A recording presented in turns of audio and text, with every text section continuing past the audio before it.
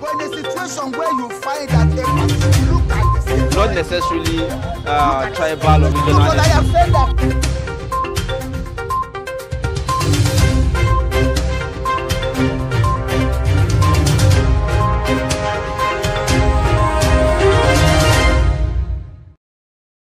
Welcome back. Well, it's still daybreak on Trust TV, and right now we're going to swing into the newspaper review to look at the front pages of the dailies this morning.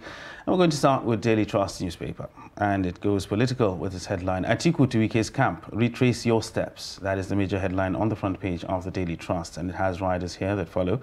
We won't participate in campaign under Ayu, that's River State Governor's camp, and solution coming, says the Board of Trustees chair. Crisis will benefit APC others. These are coming from analysts. And going down the front page there, right near the bottom, Forex scarcity, banks suspend international transactions on Naira debit cards. Details of that on page 19. And flood destroys 14,496 farmlands in 5 Kano local government areas. That is credited to NEMA. Details of that on page 5. Ariola confirmed CJN, says Supreme Court short of 8 justices. And 29 die as Edo records 225 Lassa fever cases. That's quite alarming. And towards the top of the front page there, the news builds, ASU rejects court order for resumption, vows to appeal ruling. Details of that on page 6. And Shekaro remains NMPP's candidate for Kano Central, says INEC. Oh, that's quite a pickle. Details of that on page 24. Buhari at UN, I'm leaving a legacy of credible elections in Nigeria. Details of that can be found on page 6. So these are the major headlines on the front page of Daily Trust newspaper this morning. Okay, let's take a look at some more stories on the Punch newspaper this morning. Ayu must go. PDP calls emergency meeting over governors, others gang up. As Wike, Makinde, Fayose, George, Ghana, others pull out of presidential campaign. And the writers there say Southern PDP bloc says Atiku failed to honor London agreement with Rivers governor's camp. I cannot decide Ayu's fate. Ex-vice president replies aggrieved campaign council members. And then you see a picture there of President Muhammadu Buhari at the UN General Assembly, where he promises credible polls excuse me, and seeks debt forgiveness. You find other stories also on the Punch. Fraudsters hack bank, transfer 523 million to 225 accounts. Wow, that's a tragedy. No post-conviction bail for Baba Ijesha, court rules. Hoodlums raid Ogun communities, kill 3 police investigates. And you find other stories right at the top on page 18. Pengasan fingers military in 600,000 barrel daily stolen crude. ASU to appeal ruling. Parents want strike ended.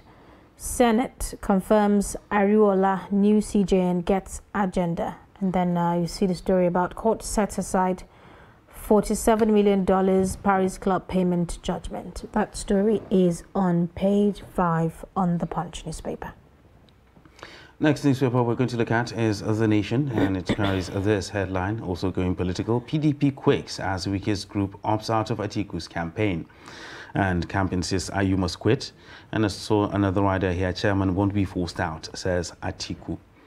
Going down the page there, near the bottom, court order won't stop negotiation with ASU, says Ngige. And also has a rider, VCs to reopen universities soon. Appeal not ruled out, says lecturers.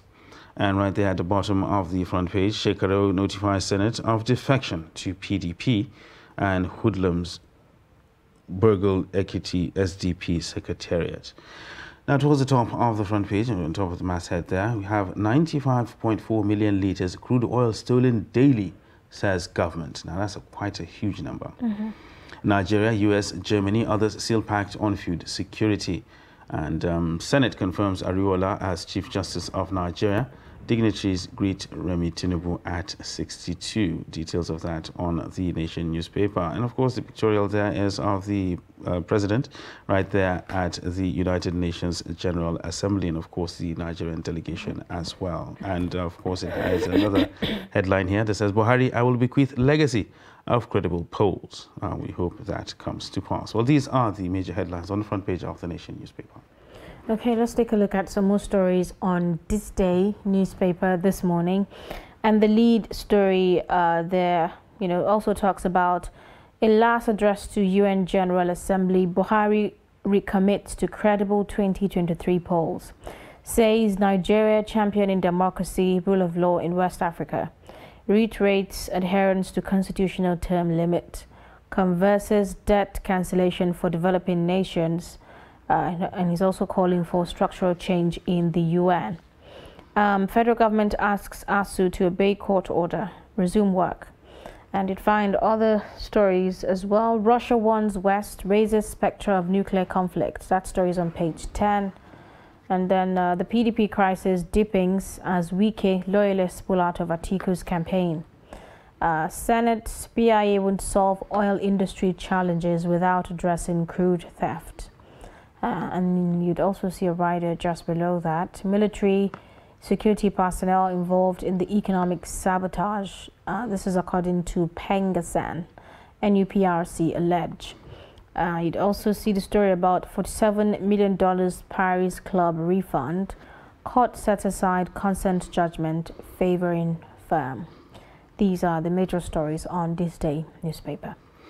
Next, we take a look at stories on the Blueprint newspaper, which carries this major headline, sticking with the main theme of today. PDP crisis, Atiku calls Wike's bluff, says it's time to move on. And riders here that says, insists nobody can force Ayu to resign. And we backed out of campaign council because he remains in office, says Wike's group. Ayu's exit will spell doom for PDP, says Dawn. Now, the details of that can be found on page 6. Still talking about headlines on the front page of Blueprint. Nigeria, South Africa, Egypt, others poised for rate hike. Talking about interest rates there. Humanitarian crisis exposing Benue to food insecurity, says Autumn. 2022 Hajj, NACON committee recommends Yobe, Kaduna, Lagos for award. And 77th United Nations General Assembly, Buhari seeks debt cancellation from China, US, and others. Details of that on page 18. And talking about on the foreign scene now, Russia-Ukraine war, Putin issues nuclear threat to the West. Bringing it back home, Kano DSS and CDC operatives arrest 14 over sale of new Naira notes. Now, that is an interesting one.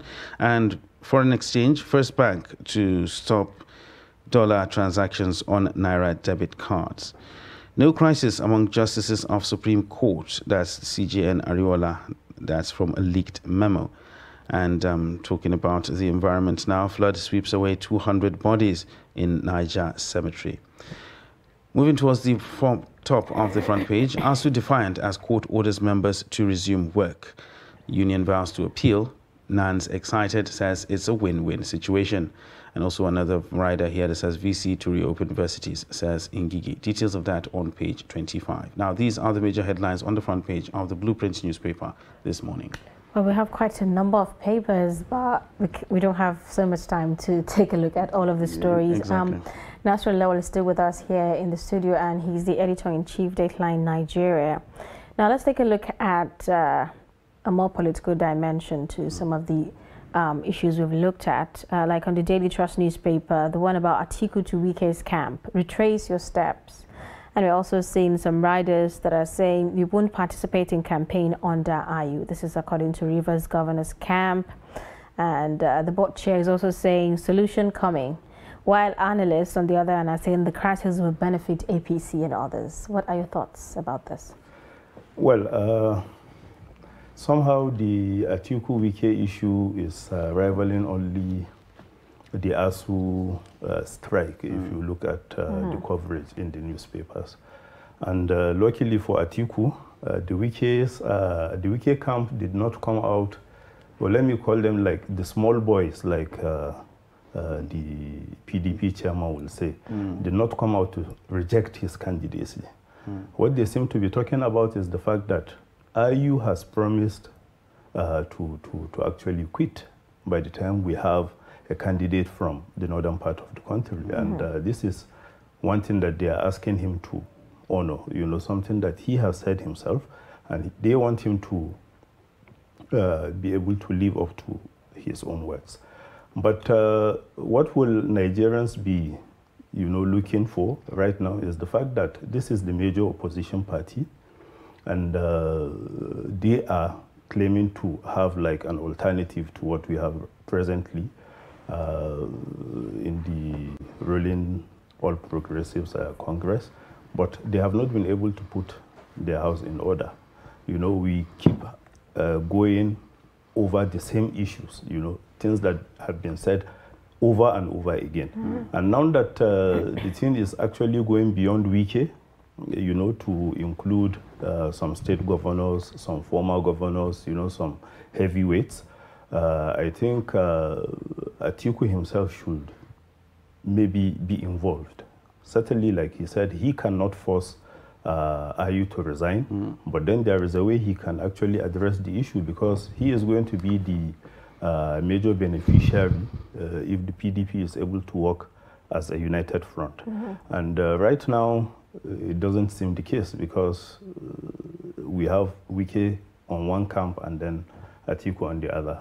It doesn't look like with this current situation they will be able to make their mark in the 2023 elections. Okay, all right. So we're still talking on that. I mean, being a united front and all that. Campaigns are supposed to start very soon, as early as I think next week. Yeah, late next week, and they're in this current situation. That is the PDP now in this current situation, and we just saw analysts saying that this will benefit the APC, but the APC also have their own internal issues and whatnot. They might not be as widely covered or widely controversial as that of the PDP. So do you think it will still be to their benefit, despite the fact that they have their own internal wranglings? Certainly it will benefit the APC. Let me give you an example.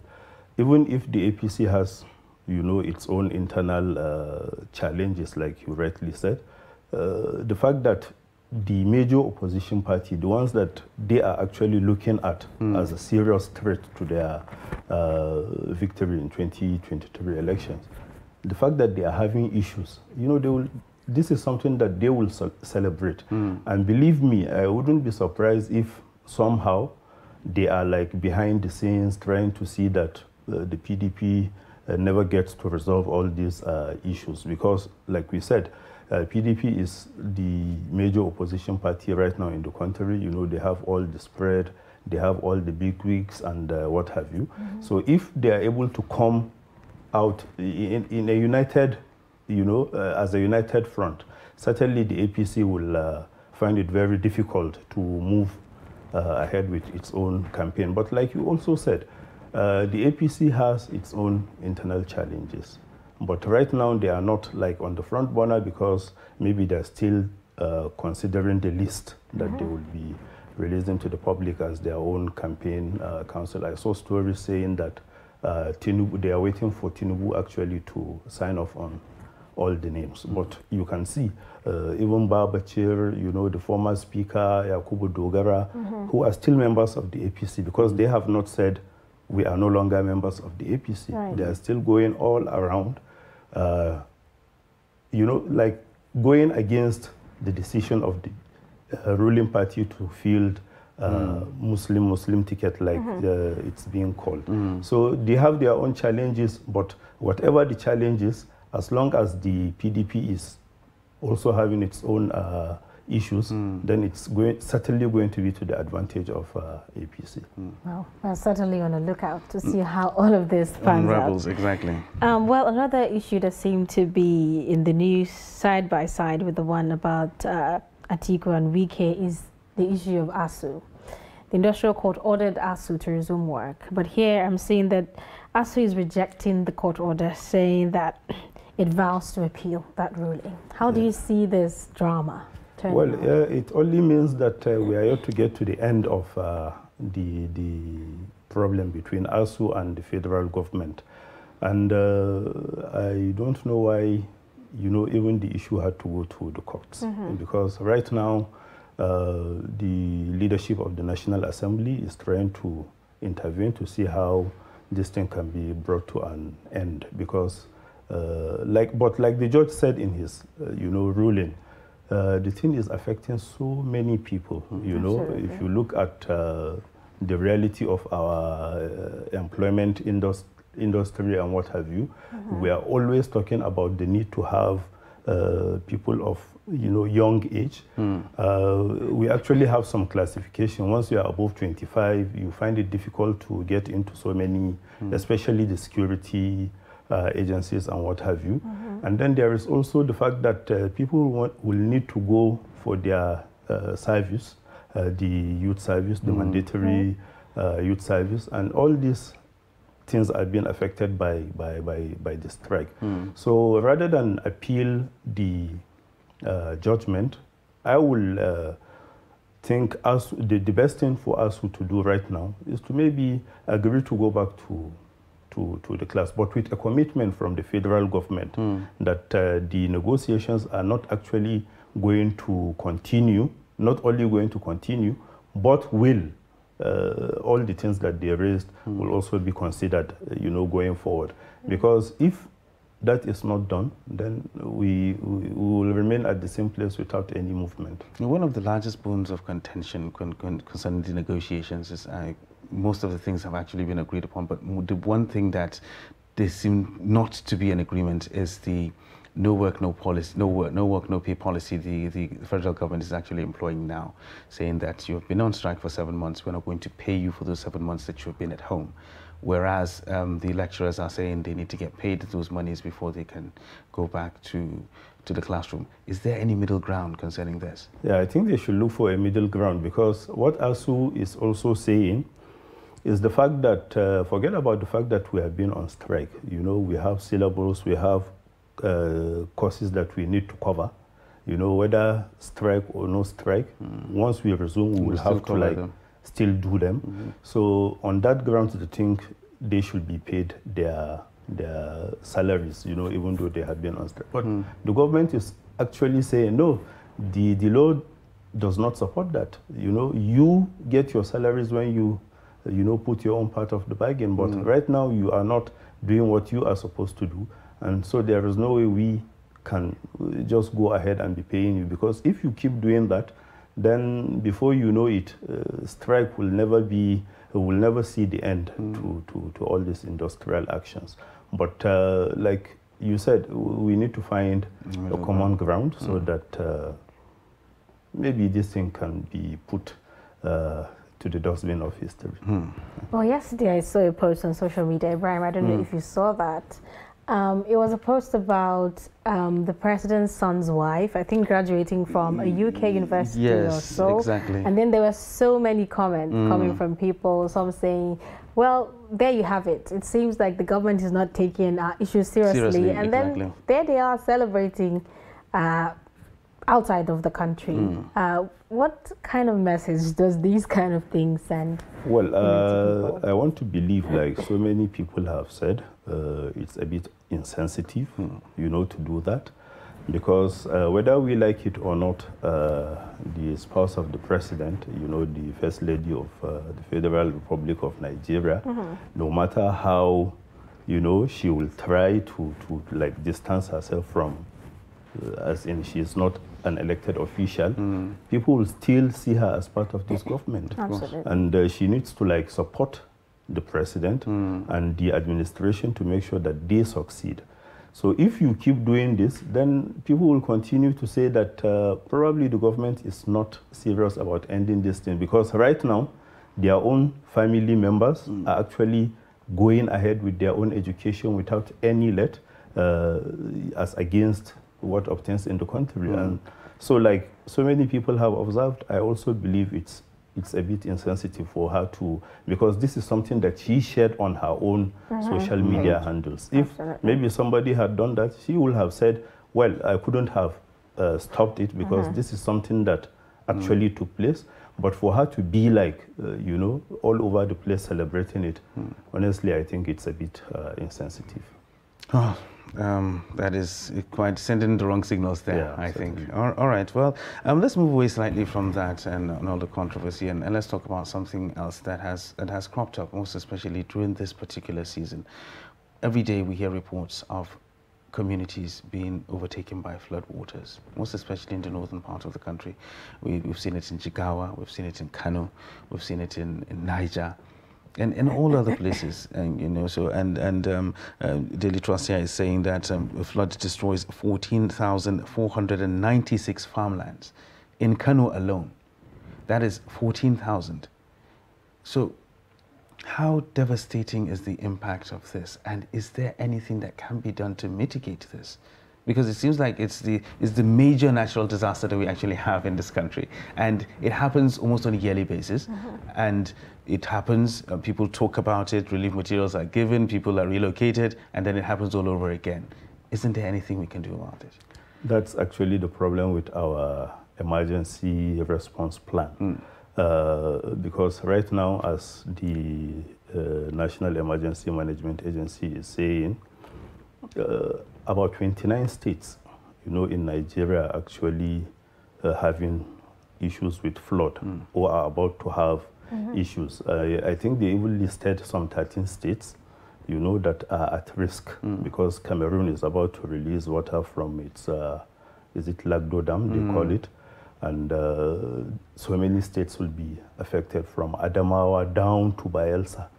And I remember there was a time they said whether the federal government or the Adamawa state government and all the state governments along that route should try and come up with a plan, you know, to have like some you know, mini dams along that route so that we can be using this water for our own good, instead of allowing it to be destroying farmlands, you know, to be exposing our cemeteries, to destroying our cemeteries and what have you. Because if you look at what happened in Niger State, you know, so many corpses were washed away. Exactly. And that's because mostly we tend to like look for a land that is far away from people, you know, yes. to bury our loved ones and all that. And then the problem is we keep having this year in, year out, and then like we wouldn't do anything to show that we are looking for a permanent solution. Maybe because like they say, government can only do, you know, what it can do at a particular time. But so many people are actually living on flood-prone areas. Yes, absolutely. And instead of relocating them, the government is not even talking about that. So they will relocate temporarily, and once the issue is over, you find them going back to and this shows that our planning, you know, our nation planning and things like that, honestly, we have serious problems with them. Well, talking about relocation, before you came on the show earlier, we're watching a report from our correspondent who actually went to Jigawa to do a story about flood. And you could actually see the devastation from the people, you know, that have been off from their homes, and then they're on the streets. Some are camping in schools. And then you could see them struggle. Some have to use boats to actually cross over to the next communities. And Ibrahim asked, we were talking about that. I didn't actually see any government response, you know, in that regard. So I was asking the question, okay, if these things are happening, does it mean that the government is not aware of such things happening, or the State Emergency Management Agency coming to their aid or coming to their rescue, you know, to relocate these people? Well, that will be scandalous to say that government is not aware of you know, serious issues like this. Because what people don't know is the fact that, you know, most of these places that, you know, being flooded used to be part of the Lake Chad. Not many people actually know that. But because the Lake Chad has receded, you know, so people now find it convenient to build, you know, at any available space. Unknown to them, that's a water route, and you know, one thing with water, you can't stop its movement. You know, once the route is there, it will continue to flow once it has enough to do that.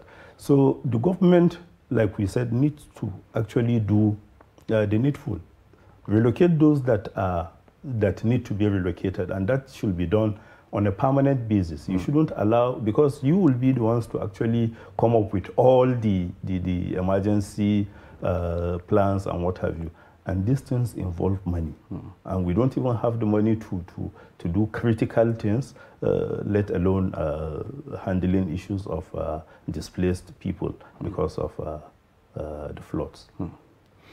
All right, so let's move slightly away from that and talk about the economy. We were discussing the economy earlier, and we talked about how, about debt, about the money that we actually make, and all that. Our revenue is crude-based. If we don't sell crude oil, we don't make any money. And right here, and as a headline right here on the Nation newspaper is saying that we have 95.4 million liters of crude oil that's being stolen daily. That is every day. That's almost 100 million liters being stolen every day. How much of an effect does that have on the overall economy of the country? Well, I saw, I think, officials of the Nigerian Navy trying to, I don't know whether they were trying to downplay the, the allegations, sorry, because what they seem to be saying, you need like, you know, number of tankers for you to be able to take away that volume of crude oil. Okay. We are talking about 100 million. You know, if you convert that to tankers that carry between 33,000 liters and maybe 50,000, 60,000 liters, how many will you need? So what they are saying is it will be difficult actually for people to be able to do that without being seen. Okay. But if you also look at it the other way, because like Pengasson, like the NUPRC are actually alleging that the security agencies are also complicit, part of yes. it. So if they are part of it, then honestly, I will say they are losing the impression war. Right now, if you move about town, you see our security agents, you know, having like open display of wealth without any form of explanation. And some of the things that people are actually saying is the fact that this is where some of the monies are coming from. You know, monies that are being gotten from criminals, you know, who are like sabotaging the country. But our security agents, rather than face them, rather than confront them to see that all these things stop, are actually compromised. So maybe there is some credibility in all these things. And since the security agents are the ones that are like being alleged, being accused, they should also do their best to make sure that they either stop it or they show the world how they are not a part of it. Quite very interesting, it is.